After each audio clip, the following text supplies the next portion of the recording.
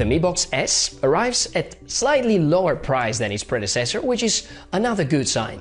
Okay, few words about what you get in terms of hardware for that money. While Xiaomi does not disclose this officially, it is powered by the S905X processor by Amlogic, widely used with many other TV boxes, but is unfortunately not the latest and greatest from the product line. The TV box is equipped with 2GB DDR3 RAM, 8GB storage, and arrives with Android 8.1 out of the box.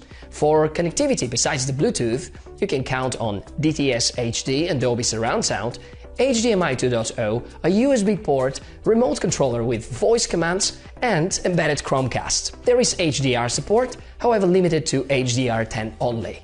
So, if you have a TV supporting any of these technologies, your experience might be quite great.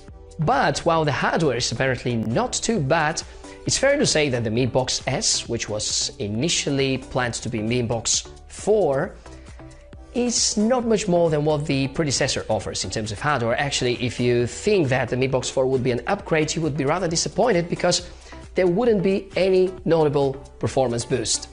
Obviously, the hardware is nothing too spectacular and doesn't feel as powerful as some of the trendy Chinese non-Google certified TV boxes, but packed within just $60, it is remarkable what the software of this body can offer. So yes, the second major reason to get a Mi Box S is the software. It's the Android TV flavor, meaning that this device is actually running an image of Google's Android system, which is certified. You don't have to worry about shady apps, unknown services, bloatware or whatsoever. It is arriving with version 8.1 out of the box, a nice step up compared to the competition, and here are the most interesting bits of it. We're starting with the launcher, and this is the default look of that launcher. And unless you're a super enthusiastic Android modder, you're stuck with this design for the time being of using the TV box. It is actually not bad. You can partially customize it, not as customizable as your average phone launcher, but looks good, has no bloat, and works fast.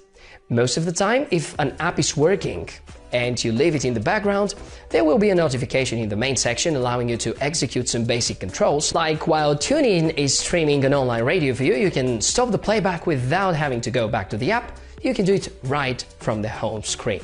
The settings menu is well organized and is aligned according to the Android TV standards, giving you control over the entire operating system. You can adjust Wi-Fi settings, the display and the sound, the Bluetooth devices and so on. Everything is well understandable, grouped in a way that makes good sense. Adding a Bluetooth gamepad worked just fine within seconds, even though we talk about quite an old Xiaomi model. I noticed that switching to the 4K interface, it will stress the box a bit, and it was the only resolution that did show occasional lags and hiccups from time to time. If I was running 1080p at 60Hz, I've never noticed frame skipping or the interface slowing down. Concerning Play Store, there's no need to mention the amount of apps you can download, and still a big majority of these are for free. Using USB devices is quite easy too, and unlike Fire TV Stick, using external media with the Mi Box S is quite well working.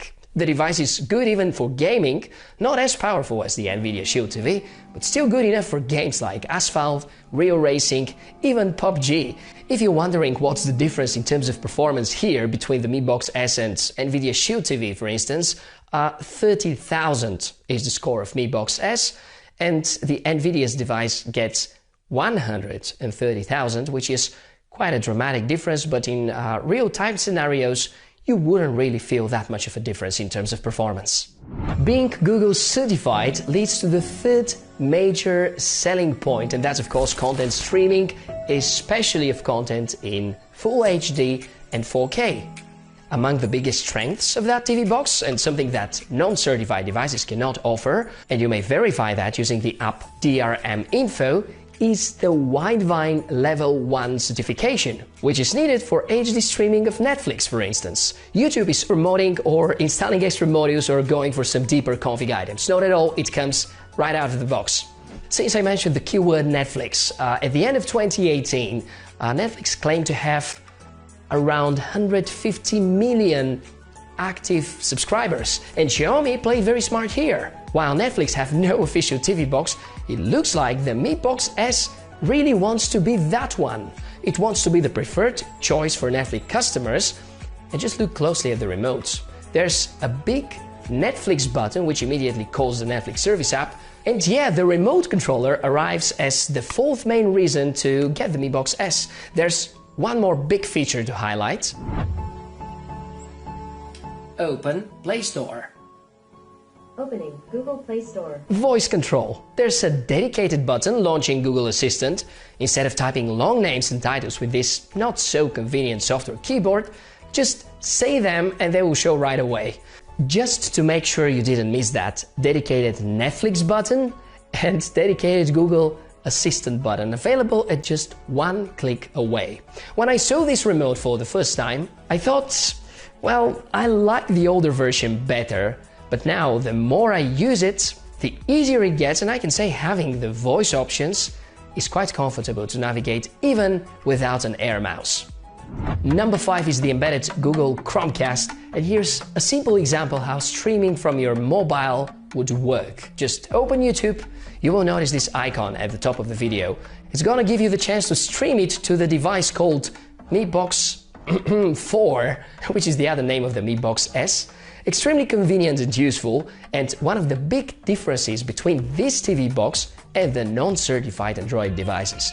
Videos, photos, this is a very quick, good working and reliable way to share content on your TV and make it visible for everyone in the room. It will be available for every person connected to the Wi-Fi without the need to install any additional apps. So yeah, quite a remarkable fifth reason to buy the Mi Box S. Since this video is about the top 5 reasons to buy the Mi Box S, I didn't really talk about any of the disadvantages, and certainly there are such. I actually had serious issues with the Wi-Fi for the first time setup. So yeah, that's certainly something to be mentioned, especially with the initial firmware of this TV box. In case you found some other issues that are worth mentioning, please share it with everybody in the comments right below the video. I'm gonna finish like that. If you need a nice, cute, well-working TV box which supports streaming of 4K of YouTube, Netflix and so on, yes, the Mi Box S for $60 is quite a great choice. If you already have the Mi Box 3 in its international version, I don't see many reasons why you should want to upgrade. So keep it as it is and wait for the next generation. If you want stock Android with all the customization options and tons of apps and you don't care about streaming options, right now there are very affordable, cheap Chinese TV boxes with way better CPUs of a current generation. For gaming and Netflix, I think the only option right now is the NVIDIA Shield. Of course, much more expensive. A few times more expensive than the Mi Box S. Well, that's been everything about this episode.